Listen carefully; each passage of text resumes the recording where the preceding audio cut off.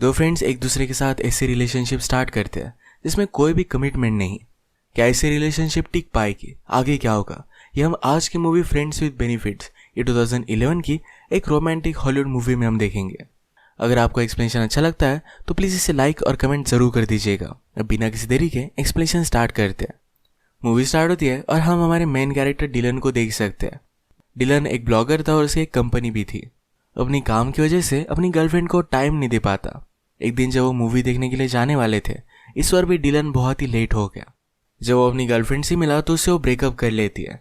कहती है, तुम हमेशा अपने काम पर ही ध्यान देते हो, मुझ पर तुम्हारा कभी भी फोकस नहीं होता। इसी के पैरेलल में हम हमारी और एक मेन कैरेक्टर को देखते हैं जिसका नाम है जेमी। जेमी के बॉयफ्रेंड ने भी आज उसके साथ ब्रेकअप कर लिया। कहा कि तुम बहुत ही इमोशनली अनअवेलेबल हो। एक्चुअल में जेमी ये रोमांटिक मूवीज देखती है। उसे हमेशा लगता है उसे बचाने वाला प्रिंस चार्मिंग आने वाला है। उसके लिए वो सिंग करेगा, उसके लिए डांस करेगा। ये सारी चीज़ें बहुत ही कमिटमेंट लेती है और ये कमिटमेंट करने वाला जेमी को अब तक कोई भी मिला नहीं है। इन दोनों के ब्रेकअप के बाद ये दोनों बहुत ही हर्ट हो चुके थे। डिसाइड करते हैं कि अब कभी भी डेट नहीं करेंगे। एक्चुअल में जेमी न्यूयॉर्क में रहती है और डिलन एलए में। इसके बाद तुरंत नेक्स्ट सीन में हम देखते हैं डिलन एलए से न्यूयॉर्क में आ रहा था। उसे एक अच्छे जॉब की ऑफर आई थी और ये ऑफर जेमी की वजह से आई है। एक्चुअल में जेमी की फ्रीलांसर एचआर कंसल्टेंसी है। जिन भी कंपनी को अच्छे एम्प्लॉयज चाहिए होते हैं, इनका कॉन्टैक्ट उन्हें दे देती है। इसी वजह से जेमी ने डिलन को कॉन्टैक्ट किया था। अब जॉब इंटरव्यू देने के लिए डिलन न्यूयॉर्क में पहुंचा। जेमी वहां उसका वेलकम करने के लिए आए। जेमी को लगता है कि अब डिलन को जीक्यू मैगजीन में काम करने के लिए मिलेगा। ये उसके लिए बहुत ही बड़ी अपॉर्चुनिटी है। बट डिलन को इसका सीरियसनेस नहीं था। उसकी लाइफ बहुत ही अच्छी थी और एलए भी उसे पसंद था। जेमी ने कहा कि न्यूयॉर्क बेस्ड है, तुम्हें ऐसी अपॉर्चुनिटी कभी भी नहीं मिलेगी। इतनी बड़ी कंपनी में काम करना है, बहुत बड़ी अपॉर्चुनिटी है। डिलन इंटरव्यू देकर आया और उसे जॉब मिल भी जाता है, पर अभी भी उसे न्यूयॉर्क में रहना है या नहीं इसे लेकर वो श्योर नहीं था। जेमी ने कहा कि मैं तुम्हें दिखा कर रहूंगी कि न्यूयॉर्क कितना बेस्ट है। वो फिर उसे ब्रुकलिन ब्रिज के पास एक बार में लेकर आए। यहाँ पर डिलन एक सेलिब्रिटी से भी मिलता है, पर उसे इतना अच्छा नहीं लगा। इसके बाद उसे बहुत ही टॉल बिल्डिंग के ऊपर लेकर आए। जेमी ने कहा कि मैं जब भी अपसेट होती हूँ तो हमेशा यहीं पर आती हूँ। ये उसके लिए बहुत ही ब्यूटीफुल सा एक्सपीरियंस था। डिलन को भी बहुत अच्छा लगता है। डिलन के फादर भी एक बहुत बड़े राइटर थे। ये बात जेमी को पता थी, तो जेमी ने उससे पूछा, तुम यहाँ पर जॉब ले रहे हो, इसके बारे में तुम्हारे फादर क्या कहेंगे। डिलन कहता है, मैं हमेशा लाइफ में जो भी करूँ वो अच्छा ही करूँगा। ये मेरे फादर को हमेशा लगता था, मुझ पर प्राउड होते हैं। इसके बाद जेमी डिलन को टाइम स्क्वायर में लेकर आए। वहाँ पर सब लोग एक सिंक्रोनाइजेशन में डांस करने लगते हैं। जेमी ने कहा, इतनी बड़ी सिटी में लोगों को अकेला न लगे, तो इसलिए सब मिलकर यहाँ डांस करते हैं। उन्हें लगता है कि किसी चीज़ का वो पार्ट है। ये सारी चीज़ें देखकर डिलन ने भी डिसाइड कर लिया कि वो न्यूयॉर्क में रहेगा। डिलन ने फिर अपना जॉब ज्वाइन किया। सबके साथ वो बहुत ही फ्रेंडली था। उसका एक नया फ्रेंड बनता है जिसका नाम है टॉमी। डिलन के ऑफिस में इस जॉब का कॉन्ट्रैक्ट साइन करवाने के लिए जेमी आई हुई थी। एक 1 ईयर कॉन्ट्रैक्ट है, पर फिर भी डिलन छोड़कर जा सकता है। पर जेमी कहती है कि ऐसा करना मत, अगर तुम छोड़कर चले गए तो मुझे कोई भी बोनस नहीं मिलेगा। बात करते करते डिलन जेमी से पूछ लेता है, क्या तुम मेरे साथ लंच पर चलोगी। जेमी को लगा कि डिलन उसे डेट पर पूछ रहा है। जेमी कहती है कि पूरी सिटी में सिर्फ मैं ही तुम्हारी फ्रेंड हूँ और अगर हम दोनों डेट करेंगे तो सब बहुत ही वियर्ड हो जाएगा। डिलन कहता है कि ऐसा कुछ भी नहीं था, मैं सिर्फ एज अ फ्रेंड तुम्हें पूछ रहा था। इसके बाद फिर ये दोनों लंच के लिए आए। बातें करते करते अपने प्रीवियस ब्रेकअप के बारे में बात करने लगते हैं। उनके एक्स पार्टनर्स को उनके बारे में क्या लगता था, ये सारी चीज़ें एक दूसरे को उन्होंने बता दी।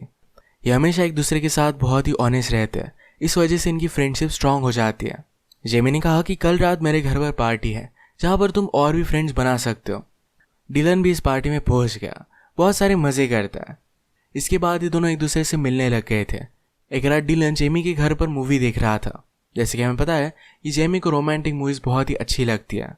डिलन कहता है कि सारी मूवी एक ही टाइप की होती है। इन मूवी में रिलेशनशिप के लिए लोग कितना सब कुछ करते हैं, किसी से प्यार करना इतना कॉम्प्लिकेटेड होना नहीं चाहिए।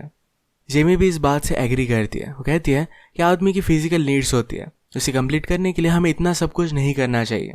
डिलन कहता है कि जैसे हम किसी के साथ टेनिस खेलते हैं उसी तरीके से ये भी चीज़ें होनी चाहिए। दोनों को ये कंसेप्ट बहुत ही अच्छा लगा। तो डिलन जेमी से पूछता है, क्या तुम्हें टेनिस खेलना है।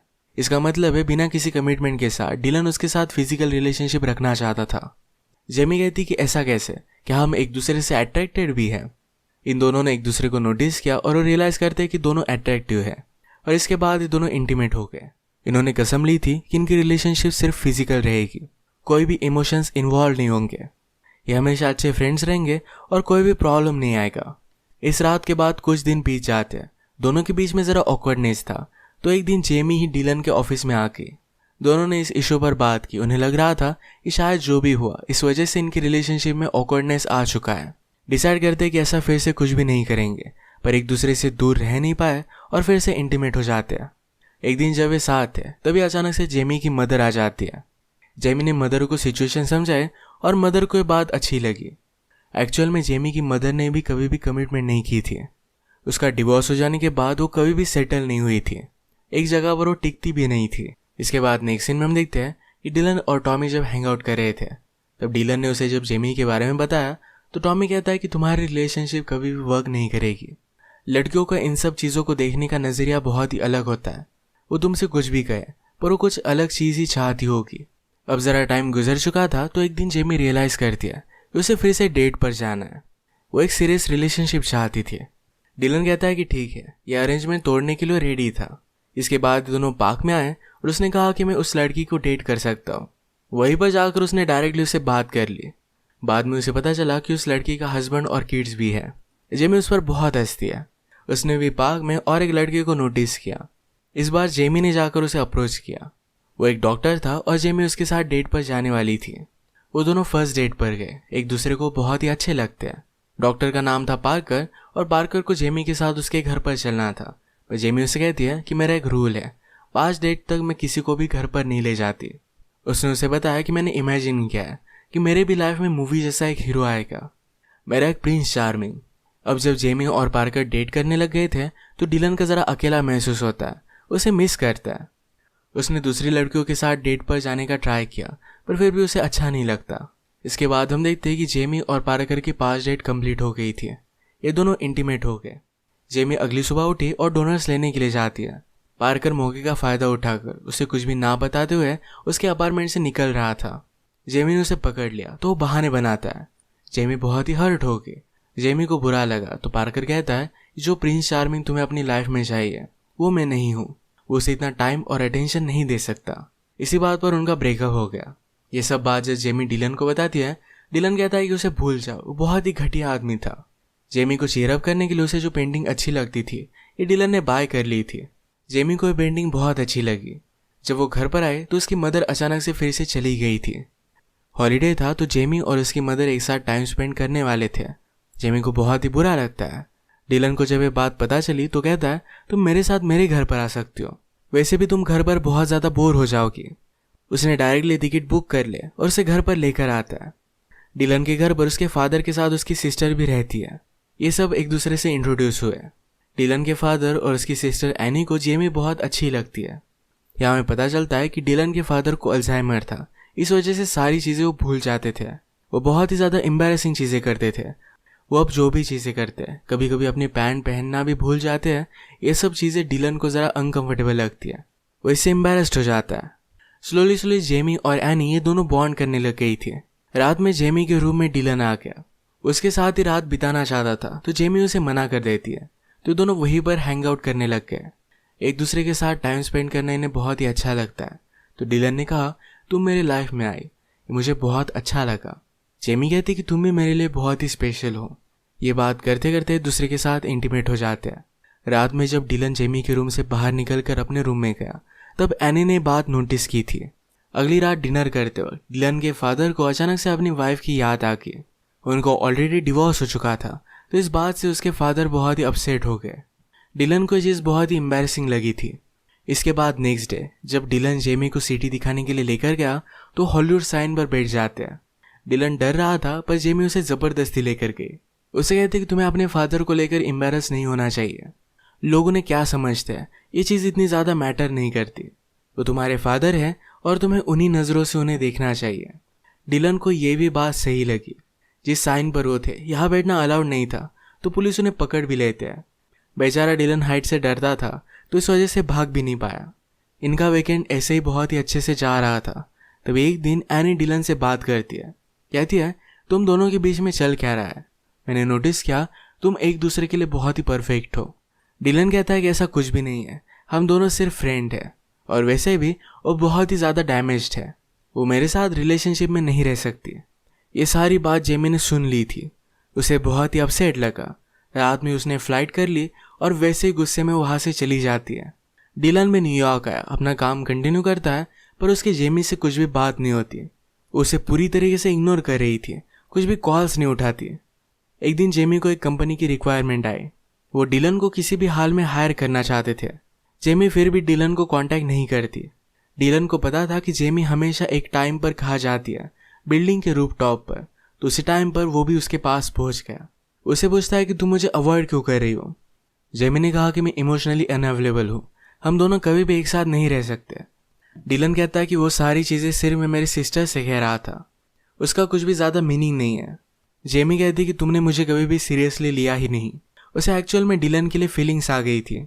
ये बात डिलन रियलाइज़ नहीं कर पाता। उसे इस तरीके से खोने के बाद उसे बहुत बुरा लगता है। जेमी को अच्छी लगने वाली रोमांटिक मूवीज जो उसे अच्छी नहीं लगती थी, ये भी उसे मिस करते हुए देख रहा था। जिस कंपनी ने पहले जेमी को कांटेक्ट किया था, वही डायरेक्टली डिलन को कांटेक्ट कर लेती है। डिलन जाकर उसके साथ मीटिंग कराया, तो जेमी को ये बात पता चलने के बाद उसे कन्फ्रंट करने के लिए उसके पास पहुंच गई। उसे कहती है तुम्हारा कॉन्ट्रैक्ट है, तुम इस तरीके से छोड़कर नहीं जा सकते। डिलन कहता है कि मैंने सिर्फ एक ही मीटिंग की थी, पर अगर सचमुच में जॉब छोड़कर जा रहा हूँगा तो मैं तुम्हारा बोनस का चेक में लिख कर जाऊँगा। फिर से इन दोनों का झगड़ा हो जाता है। हम देखते हैं कि एनी को ज़रा बाहर जाना था, तो कुछ दिनों के लिए डिलन के फादर उसके पास आकर रहने वाले थे। जेमी की मदर भी अब वापस आ गई थी। एक दिन जब हैंग आउट कर रहे थे तो सारी सिचुएशन देख कर कहती है तुम सिर्फ डरती हो, मेरी मिस्टेक्स फिर से रिपीट नहीं करना चाहती। तुम जो ये सब बात कहती हो तुम्हें प्रिंस चार्मिंग चाहिए, मूवी जैसा एक हीरो चाहिए, पर एक्चुअल में तुम ये सब चीज़ें नहीं चाहती। तुम्हें एक स्ट्रॉन्ग पार्टनर चाहिए जो तुम्हारे साथ पूरे वर्ल्ड पर कब्जा कर सके। मदर को भी लगता था कि डिलन उसके लिए परफेक्ट है। नेक्स्ट सीन में डिलन के फादर उसके पास पहुंच गए थे। एयरपोर्ट पर लंच करते हैं तभी उसके फादर ने अपनी पैंट निकाल कर बाजू में रख दी। इस बात से पहले वो एम्बेरस्ड हो जाता, पर जेमी ने उसे जैसा कहा था कि अपने फादर से तुम्हें एम्बेरस नहीं होना चाहिए, तो डिलन ने वैसा ही किया। उसने भी अपनी पैंट निकाल दी और अपने फादर के साथ लंच करता। लोग क्या कहेंगे इसका उसे फर्क नहीं पड़ता। लंच करते हुए उसके फादर अचानक से किसी लड़की का नाम लेने लग गए। डिलन कहता है कि वो लड़की कौन थी। फादर ने कहा कि मैं जब यंग था तब वो मुझे मिली थी, वो मेरी लाइफ का प्यार थी, मैं कभी भी उसे भुला नहीं पाया। शायद उसी वजह से तुम्हारी मदर ने मुझसे डिवोर्स ले लिया। फादर पहले ये सब बात नहीं कर सकते थे, पर वो कहते हैं ये लाइफ बहुत ही ज़्यादा शॉर्ट है, तुम्हें इस तरीके से उसे वेस्ट नहीं करना चाहिए। ये सुनकर डिलन ने रियलाइज़ किया कि वो कितना जेमी से प्यार करता है। वो डायरेक्टली जेमी से मिलने के लिए निकल पड़ा। जेमी आज रात उसकी मदर के साथ कहीं जाने वाली थी, पर उसकी मदर वहाँ पहुँचती नहीं। डिलन जेमी की मदर के साथ बात की थी और वो वहाँ पर पहुँच जाता है। अचानक से जेमी के आसपास के सारे लोग डांस करने लग गए। उसने डिलन को नोटिस किया। ये उसे जेमी को जिस तरीके से मूवीज़ अच्छी लगती है वैसे ही किया था। वो कहता है कि मैंने तुम्हें बहुत ही मिस किया, मुझे मेरा फ्रेंड वापस चाहिए, मैं तुमसे बहुत ही ज़्यादा प्यार करता हूँ। जेमी कहती कि मुझे सब लोगों के सामने किस करो,